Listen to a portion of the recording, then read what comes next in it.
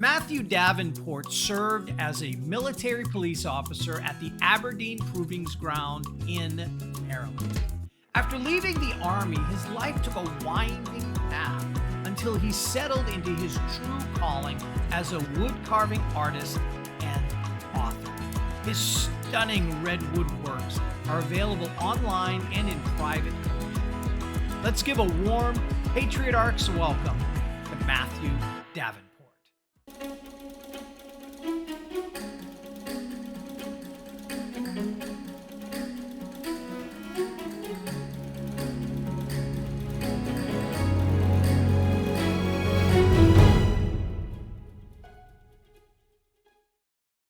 And welcome to the show, Matthew. We're so glad that you could join us on the Patriot Art Podcast. Welcome.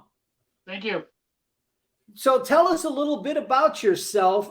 You were in the military. You are a veteran. What branch were you in? I served in the Army. In the Army. What did you do when you were in the Army? I was a military policeman. Military police, an MP. Okay, and where were you stationed? I was stationed, my permanent stationing was in Maryland at Aberdeen Proving Grounds. So you were there your whole service? Yeah, well after training, yes. Okay, so you got out of your training and you went to your duty assignment. So you were only in for one term.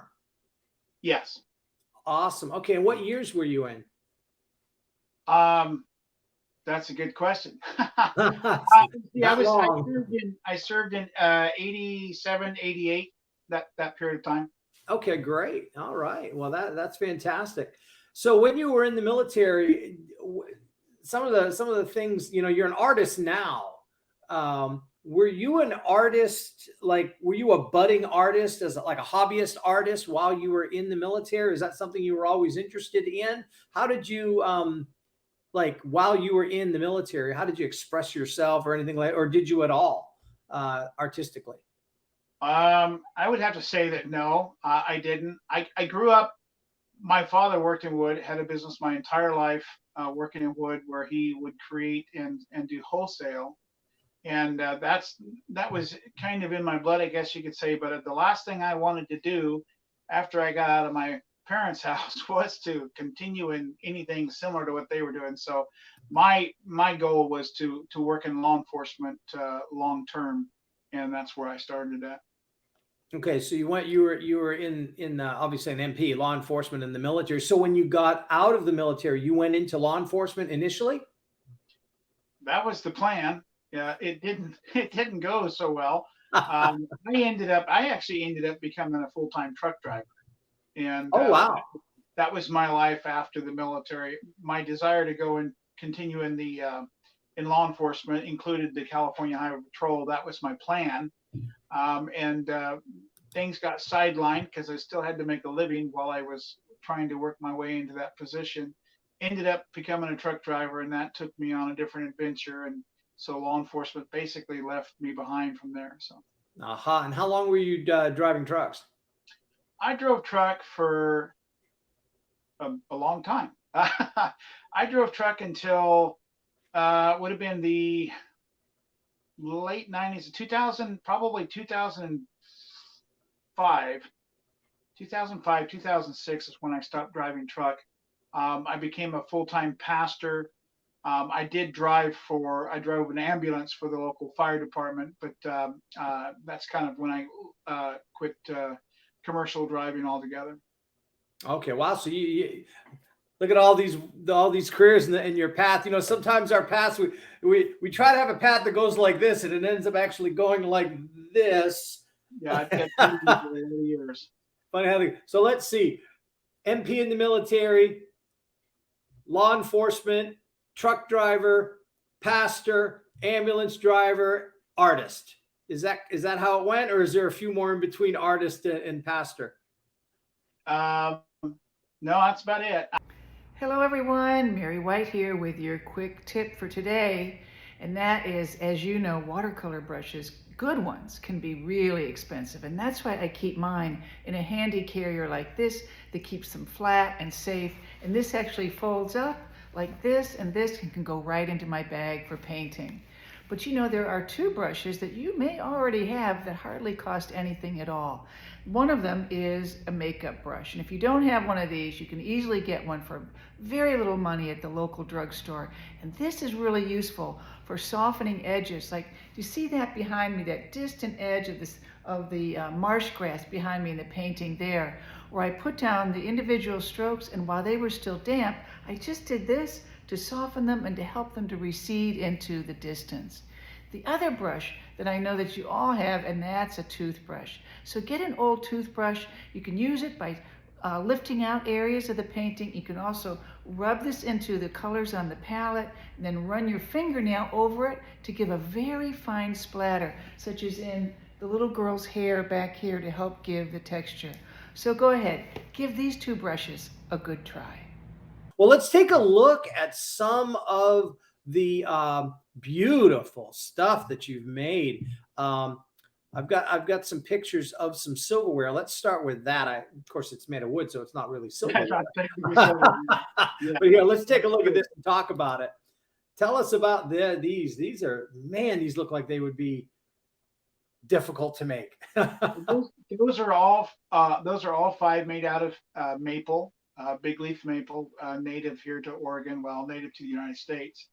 And the whole thing with the making utensils was a random thing. I actually caught a video on YouTube of these guys making spoons, and well, I figured, let me try that. So I bought a set of carving knives that are designed specifically for carving out the bowl inside a spoon.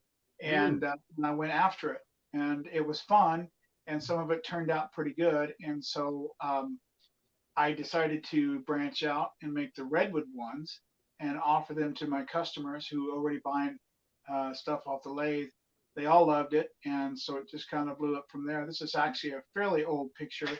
All 5 of those things. The one in the middle, the little soup spoon, that shipped off to Missouri, and the others were sold at craft shows. Oh, fantastic. Well, let's look at another set of utensils here. And look at these. These are what kind of, is this the same kind of wood or something different? These are oak. These are made out of oak. These were set. This was actually a set that I made for my nephew.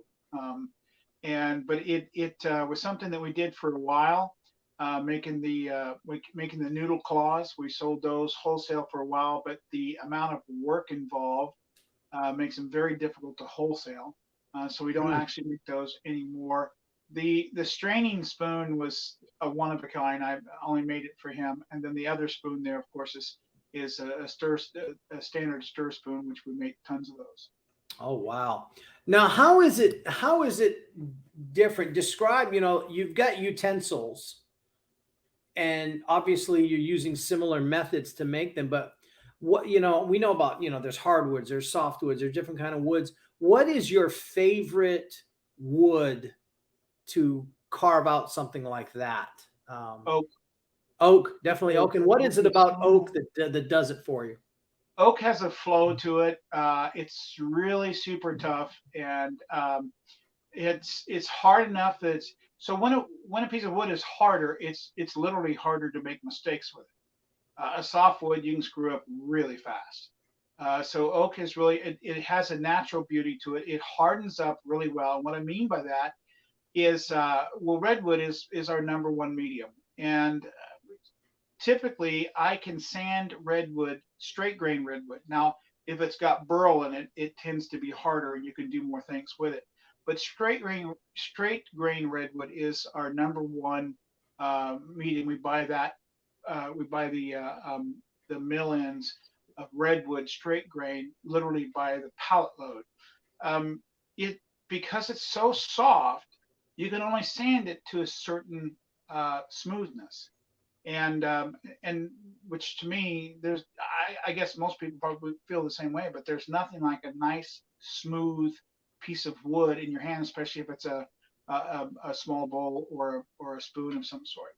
So oak has a tendency to grit up really well. In other words, you can sand it really smooth because it's such a hard wood. And that's one of the things that I love about it. In fact, I just cut out a ton of oak spoons that I'm going to be working with. I do not have wholesale customers for oak spruce. We sell them online or we sell them at craft fairs. But that's probably why it's one of my favorites, because it just grits up really fine. You can take it up to 600 grit and get something amazing out of it, or higher if you want to. Well, let me look at, we've got a few more here that are really nice. I love this bowl right here. Look at that one. I love the wood grain in this. Talk to us about this one. Well, this one is a what you might call a pedestal bowl. It has a built-in pedestal as part of the bowl itself. This was a medium fruit bowl. It was about 11 inches across the top, and we actually made that. That went into an auction, a fundraiser for medical research.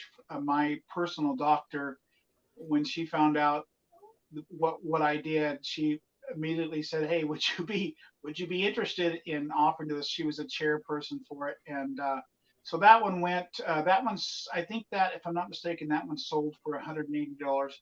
Now, the interesting thing is Redwood does not have a big demand in Oregon, and so we kind of struggle with that sometimes because Redwood is our main medium, but it's because most of our stuff is wholesaled down into California. We go to California, get the wood, bring it back, produce our products, and then ship them back down there. But it doesn't go too well here in Oregon because it's just not a local wood. And so that was, I was really happy to see that happen at this auction. But yeah, that's a pedestal bowl that was just a lot of fun, and it turned out quite beautiful. I got a few more that I want to show. I've saved these for last because I just love both of these items here. The bowl, and then you've got a boot that is just the neatest thing. So let me show you the bowl. I really like this. The lines in it, the grain. I mean, it looks like it was turned, but it also looks like it was carved. So talk to me about the process of how you made this. Well, it's funny because this bowl spawned, the design of this bowl spawned a whole bunch of other products. This is called a Trinity bowl. That means everything in the bowl is based on the number 3. And this specific one we called it a crucifix or a crown of thorns bowl. And the idea behind this is to combine two types of mediums in one type of bowl, or two types of design rather in one bowl. So what you see is in the middle of the bowl, it's sanded to 400 grit sandpaper. It's very smooth, it's very nice and lovely. The rest of the bowl, the holes were started with just a drill, and there is a divisible by 3 amount of holes. And we did several of those Trinity bowls. What you don't see is on the bottom of that is there is a set of 3 lines that's carved into the bottom of the bowl. But what we did is we took that bowl while it was on the lathe and while it was spinning at high speed. After the holes were carved and were cut out, drilled out, and then carved on a little bit, I took a wire brush to it and took it down to the grain. So Redwood has this unique capacity in that it's a very soft grain. And when you're looking at an old growth redwood tree, and that means it's a tree that grew directly from a seed. And typically old growth trees are left alone. Most of them are marked and you can't follow them, but on rare occasions they'll allow you to. A second growth is usually something that's spawned from the roots of an old growth or through that method. It doesn't come from a seed. That process causes the second growth to have a whiter grain. In other words, the grain lines have more distance between them. Okay. Now the grain itself is pretty hard.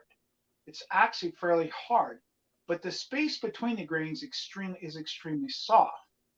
So when you spin this at high speed and you put a wire brush against it, it knocks out all the soft spots in between the grain, and you end up with what looks like a raised grain effect. It's rough, but it's smooth. And it just gave this beautiful, unique look to it. And I'm not the originator of that process. It's been done for years by a lot of other artists. but you give that raised look to it. Well, then you come back in and you finish sanding up to that raised look, and it gives this effect to it. And then when you put the finish on it, it just sets it on fire. Welcome, veterans, to Watercolor Boot Camp, where we are going to show you how you can tell your own story through art. I'm Mary White. I spent 7 years traveling the country, painting veterans from all walks of life and from every state for the project We the People, Portraits of Veterans in America. And that's where I learned how painting can be a way for you too, as a veteran, to tell your own story. We're going to show you how you can select your painting materials, draw it on the paper, mix the color, paint washes, and create paintings that you'll be proud enough to show your family. I was a combat medic. Army. I hadn't painted in 55 years. Since the 4th grade? I tried watercoloring once, it didn't work out very well. Not as hard as I thought it was. And so what will your paintings look like? Well, they won't look like mine, and they won't look like anybody else's, because there's no one way to paint.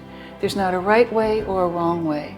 Your paintings will look just like your own, because maybe you like to paint every little detail, or maybe you like to paint big, loose washes and paintings that are almost abstract. You might like bright, vibrant color, or you may prefer neutral colors. I'm learning and watching Mary, how she just throws paint on the canvas and all of a sudden it's a pair of boots. Amazing. It sounds weird, but you lose track of time. And that's when you know you're doing something that's good for you. You'll be painting and all of a sudden you look around and it's like, man, it's been 2 hours. Oh, this is amazing. This is what I've been doing with my life, painting. We're going to come alongside you so that you can work at your own pace in your own home. And we're going to show you how to paint big, loose paintings, still life, landscapes, flowers, animals, portraits, and even illustrated journals that you'll be proud to have as a keepsake.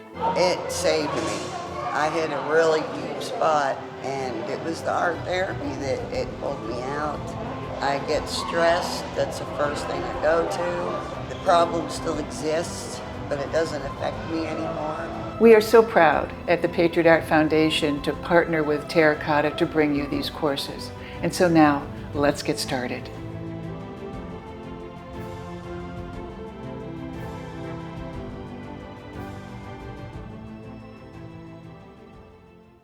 Now, I want to switch gears because you are not just a artisan that works with wood. You are also an author, and so you've written several books. How many books have you written? I've actually written about 13 or 14, I can't remember. Most of those are not in print. I have seven novels that are available either through the website or through Amazon. We are getting ready. Hopefully, everything goes right. We'll be publishing novel number 8 in mid to late November, ready for Christmas time. And they're a variety of stories. They're all made up. They all have a great message to them. They're all clean, family-friendly adventures. And I would say that the storyline is great, but they're well written because I married an editor. There you go. Now it's fiction that you write. They are. A lot of the other books that we have published in the past or currently published are Christian teaching books. Okay. Usually just they're not really books, they're booklets, such as we have a devotional, we have a book that teaches on the subject of prayer, one about gratitude, and so on. I got you. Now, the books here that you sent me, these photos here, these are fiction books? Yes, those are fictional. Driver is a buddy kind of story. It basically takes place across the United States. It's which I have driven truck across the United States, so I was very excited about writing in from that capacity. A lot of it's from personal experience, but it's about a retired truck driver who's just not happy with life and decides to take a job driving a young man, a paraplegic, in a motorhome across country from Watertown, New York to Bakersfield, California. And the young man has a kind of a bucket list. And so they go through some fairly intense experiences. It's a it's one of my favorites. My wife goes on about it as it being her favorite as well. And but they get themselves into trouble, they get themselves out of trouble. God is a significant part of the story, and it's a great story. It would, as my wife continues to remind me, it would make a great movie. So, so Aha. I have just come into contact and become friends with a screenwriter. We might be talking. So Oh, um, well, that's fantastic. That's yeah, really fantastic. You know, hopefully it happens. doors open up when you express yourselves and you write and you create from your life experiences. There's an authenticity to that. You know, Right. in the Patriot Art Foundation, our biggest motto is helping veterans to tell their stories through art. And art isn't just drawing and painting. Primarily, we work with the visual arts, but writing. We had recently posted, someone wrote a beautiful poem, and we've posted it on our Facebook page. And so there's so many ways that we can express ourselves. You're expressing yourself with the written word. You express yourself turning wood and carving wood, making beautiful utensils and bowls and boots and all kinds of things like that. It when you're creating and you're doing these things, um, how does that like bring you that? All artists have that, you know. Athletes call it getting in the zone. For me, when I'm drawing, when I'm painting, planet Earth stops rotating, time slows down, and it's just me and a piece of paper, and all of the stresses of life go away for a moment. How is it for you when you're say at the lathe working, or you're carving out a spoon? What's it like? What's going on in your head, in your heart, and those kind of things? Um, there's a, it really depends. Because we do a lot of wholesale stuff. The wholesale products is repetitive. So for the most part, you just kind of get numb. I try to have music or teaching or something loud on a speaker, and and sometimes that'll take me into wherever. But and if I'm creating something unique, though, it's a different story. And part of the reason is because I have a natural knack to plan ahead. Quite often when I create something, I will stew on that particular item anywhere from a week up to several months, depending on what it is. The books are really that's the place where I really zone out, if you will. And I have to my wife has to come and remind me. I will sit down to the computer to write. It's really easy for me, and I know a lot of people don't understand this process, but it's because so much of it is in my head already. So when I'm writing, usually, you'll have a dialogue between a person or a situation where the details are being made on the spot. But quite often, I'm stewing on that particular passage, that particular part of the book for weeks. And so when I sit down, I have everything that I need in my head already for the parameters of this particular scene, but it's the details that consume me. And my wife will come and get me after 2 3 hours and tell me, if you don't get up, you won't be able to use your legs when you do get up. So I actually set a timer usually for 2 hours to remind myself to get up. So I understand the zone thing. I don't experience it as much with the wood. And like I said, unless it's a particular piece. But when it comes to the book writing, yeah, I can disappear. It's not hard for me to write 4,000 words in one day. And the reason is because of that thing. And I think it's a gift from God that allows us to achieve things that we wouldn't otherwise achieve. And some of my books, I usually don't get too far into a book until I have the ending in my head. Many times it takes a while for that ending to show up. I usually just start off with an unusual title or a specific title, and then go into it.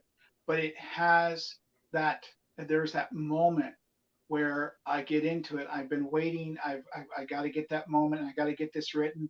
And by the time I get this written, the day's gone. And so, yeah, that's the one. That's the zone that I get into the most. That really consumes me.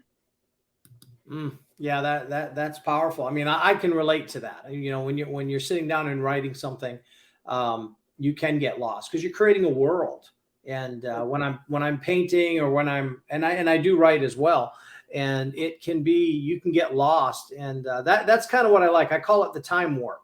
You know, you get into something and you get so focused that the clock is going like normal, but for you it's going really slowly. And 3 hours can go by like that. And I have I've done some reading, done some research about like the creative cycle, and 4 hours is like the maximum that you should creatively pour into anything without taking a break for at least 15 minutes. Surprisingly, though, you don't need that long of a break. Even just a 10-minute break can recharge you. But we do, 4 hours is about the maximum. And sometimes artists will get in there and they'll work for 8-9 hours. And for myself, if I see myself starting to get sloppy, it's time to stop, you know, and that's how I do it. I experience the same exact thing when a sentence suddenly doesn't flow. And it's exactly the same thing. It's like, oh, I just need to get up and go get me something to drink, or, you know, take a walk, use the bathroom, whatever. And yeah, it's funny because that's exactly what happens to me. Something isn't working all of a sudden, and it's time to take a break. There you go. There you go. Well, this has been an absolutely fabulous conversation. I know that our viewers have enjoyed this conversation with you. You have really dropped some gold. We've seen some incredible artwork. Where can they find your artwork? How can our viewers get in touch with you? Website, Instagram, Facebook. How can we find Matthew Davenport? Well, we have a website for Sapphire Arts. It's sapphireartsdesign.com. And you can find all of the wholesale product as well as individual items there. We have birdhouses. We have a bunch of stuff that we do. And there's a gallery for inspiration, and it includes several of the items that you've shown. These are past items to inspire you because we do a lot of custom work as well. And you can find our books at authormrdavenport.com. Excellent. Well, we'll make sure that in the post-production that I'm about to do, we will have all of those website information on the bottom of the screen, as well as in the descriptions below on YouTube, Facebook, all of the places we're going to be posting this. But Matthew, thank you so much for coming on the show. I know that our viewers are going to be so inspired. Thank you for your military service. And thank you for coming on the show and sharing your art and your journey. You bet. Thank you very much. Pleasure.